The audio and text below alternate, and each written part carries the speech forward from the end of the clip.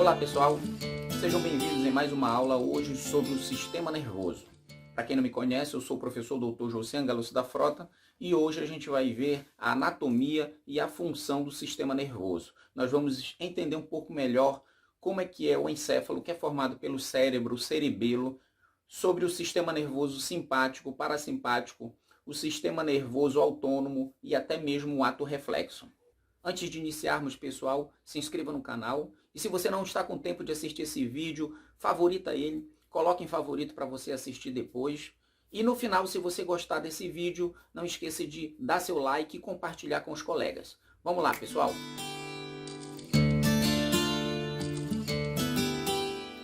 O sistema nervoso, ele é exclusivo do reino animal. Então, somente os vertebrados e a maior parte dos invertebrados apresentam aí o sistema nervoso.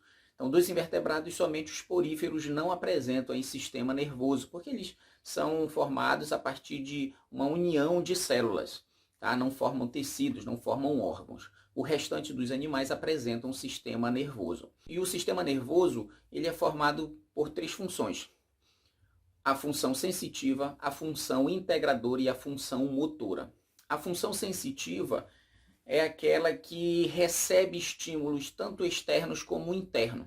A integradora vai pegar esses estímulos, vai armazenar e vai tomar uma determinada decisão. E a função motora é aquela que vai, após receber essa informação, vai dar uma resposta que normalmente pode ser muscular ou até mesmo glandular. Então, de forma geral, o sistema nervoso ele vem contribuir aí para o equilíbrio e para a mobilidade do organismo. E ele é composto por mensagens elétricas que caminham muito mais rapidamente pelos nervos do que pelo sangue, pelos hormônios no sangue. Nos vertebrados, o sistema nervoso ele surge lá no desenvolvimento embrionário, no último estágio que a gente chama de neurula.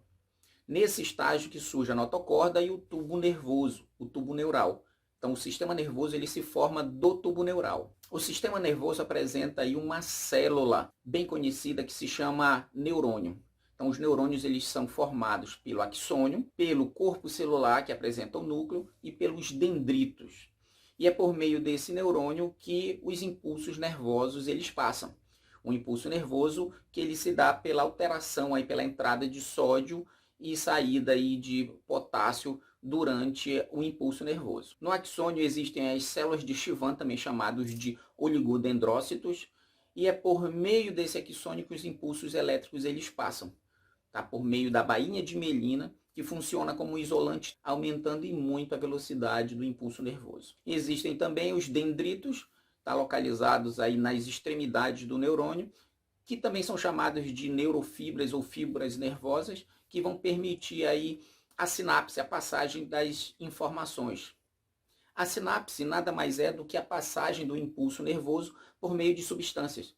Substâncias essas que são os neurotransmissores, os mediadores químicos ou os neurohormônios, como por exemplo a adrenalina, a noradrenalina, a serotonina, entre outros. Nos vertebrados, o sistema nervoso ele é simples, localizado na região dorsal e oco, diferente dos invertebrados. O sistema nervoso dos seres humanos ele é formado em duas partes, o sistema nervoso central e o sistema nervoso periférico. O sistema nervoso central ele é formado pelo encéfalo e pela medula espinhal. Já o sistema nervoso periférico ele é formado pelo sistema nervoso somático e o sistema nervoso autônomo. Então toda a informação que vem de fora para dentro, ela segue ali pelo nervo sensitivo, também chamado de aferente.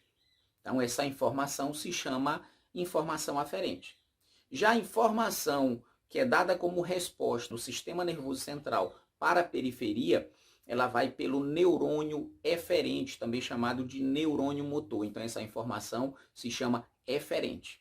O sistema nervoso ele é protegido por ossos, como, por exemplo, a medula espinhal, que é protegida pela coluna vertebral, as vértebras, e o encéfalo protegido pelo crânio.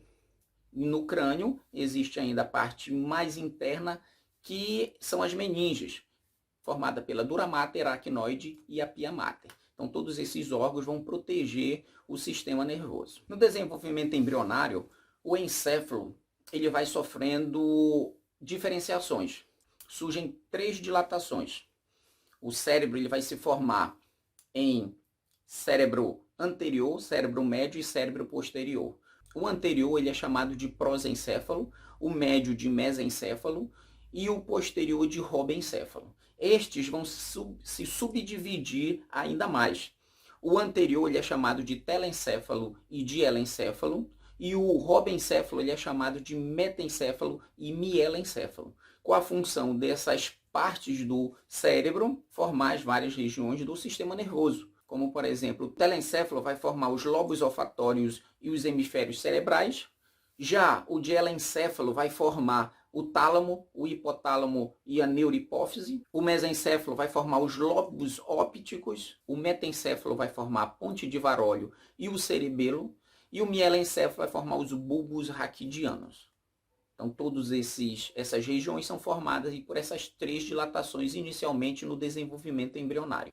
O encéfalo em si, ele pesa aproximadamente 1,5 kg e ele é dividido em 3 regiões. Ele é dividido no cérebro, no cerebelo e no tronco encefálico. O cérebro ele tem aí várias funções, como por exemplo, receber informações, ele integra, relaciona e envia mensagens, ele controla também reações no organismo, ele também é responsável pelas emoções, também tem a capacidade de imaginar, prever e até mesmo resolver vários problemas. O cérebro também é dividido em 4 lobos.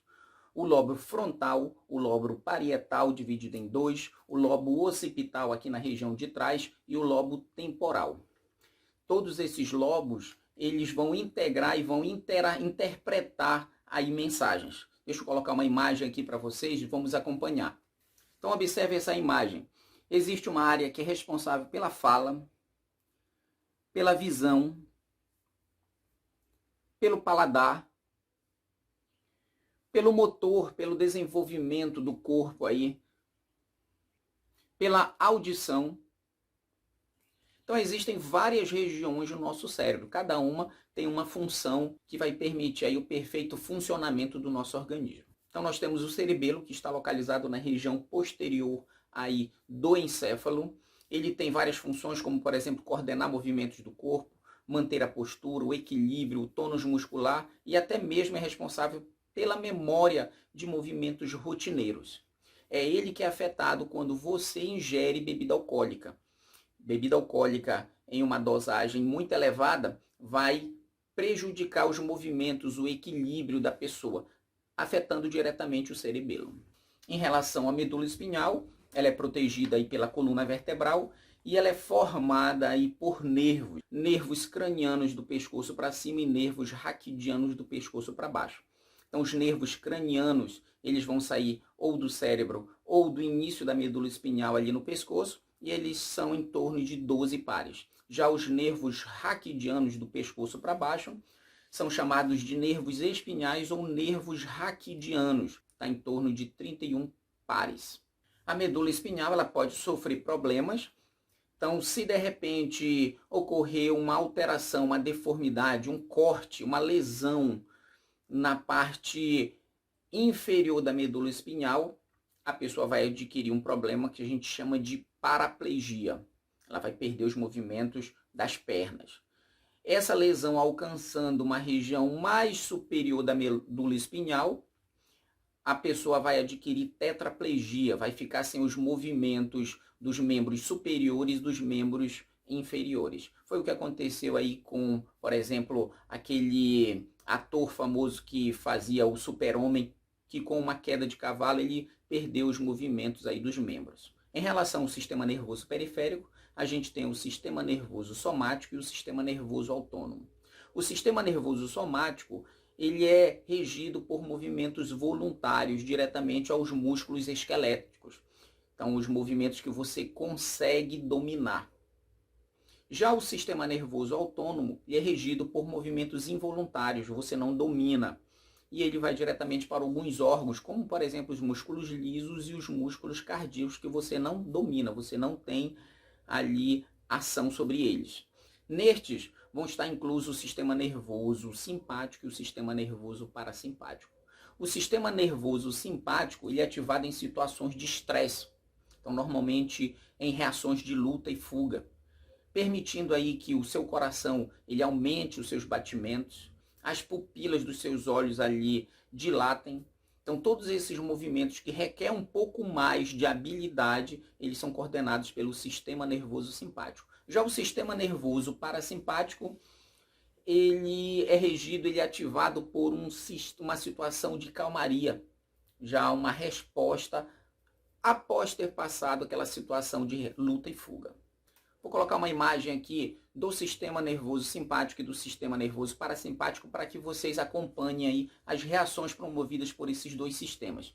Então observem que no simpático a pupila dilata, a salivação é inibida, os brônquios ali ocorre um relaxamento para que permita ali a entrada de mais ar, acelera os batimentos cardíacos, inibe a atividade do estômago, inibe o peristaltismo, promove a ejaculação, relaxa a bexiga. Então esses são alguns das reações do sistema nervoso simpático. Já o parasimpático, após a ação ali de luta e fuga, vem a calmaria.